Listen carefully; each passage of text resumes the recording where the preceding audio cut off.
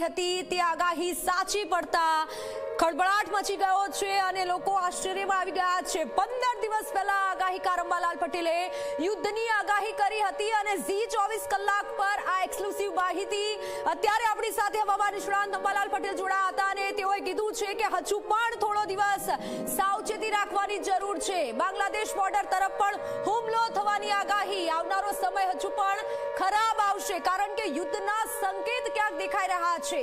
પાકિસ્તાન દ્વારા આતંકવાદ દ્વારા જે હરકત કરવામાં આવી છે અને તે હરકતનો જવાબ આપવો પણ એટલો જરૂરી છે અને તેથી કેન્દ્ર સરકાર પણ બનતા પ્રયત્ન કરી રહ્યું છે, આર્મી દ્વારા પણ પ્રયત્ન કરવામાં આવી રહ્યા છે।